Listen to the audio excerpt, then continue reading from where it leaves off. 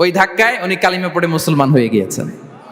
তাহলে কোরআনের এই পাওয়ার আছে। কোরআন নানা উপমা দিয়ে, মাসাল দিয়ে আমাদের কাছে গাইডেন্স হাজির করে, যেন আমরা বুঝতে পারি। মাঝে মাঝে কনভারসেশন দিয়ে গাইডেন্স হাজির করে।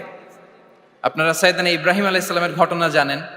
ওনাকে শিকল দিয়ে বেঁধে নমরুদের রয়্যাল প্যালেসে আনা হলো। নমরুদ বলল, ইব্রাহিম কাকে মানো? আল্লাহকে মানি। কোন আল্লাহ? রব্বি আল্লাযী ইউহয়ী ওয়া ইউমীত, এমন রবকে মানি যে জীবন দেয় মরণ দেয়। নমরুদ বলে, আমি তো এটা করি, আমার কাজই তো এটা, আমি জীবন দেই মৃত্যু দেই, তুমি আবার আরেকজনকে কোথায় খুঁজে পেলা যে জীবন দেয় মৃত্যু দেয়? তো জেলখানা থেকে ফাঁসির দণ্ডপ্রাপ্ত দুজন আসামিকে ডেকে আনা হলো।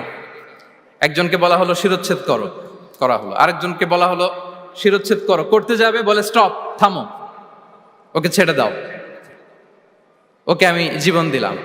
ইব্রাহিম দেখো, একজনকে জীবন দিলাম, একজনকে মৃত্যু দিলাম। ইব্রাহিম আলাইহিস সালাম বললেন, ফাইন্নাল্লাহা ইয়াতি বিশ-শামসি মিনাল মাশরিকি ফাআতি বিহা মিনাল মাগরিব ফাবুহিতাল্লাযী কাফার। নমরুদ, বুঝলাম একজনকে তুমি জীবন দিলা, মৃত্যু দিলা, এটা তুমি করতে পারো, জীবন দাও মৃত্যু দাও, কিন্তু আল্লাহ তাআলা প্রতিদিন উষা লগ্নে পূর্ব দিগন্ত থেকে সূর্য ওঠান, গোধূলি লগ্নে তিনি পশ্চিম দিগন্তে সূর্য ডোবান।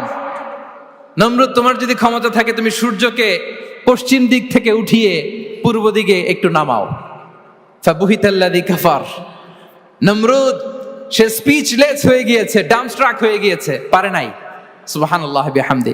এই যে আমরা বিভিন্ন বইয়ে কনভারসেশন পড়ি, হেওয়ার পড়ি, এগুলো সব কোরআন থেকে কপি করা।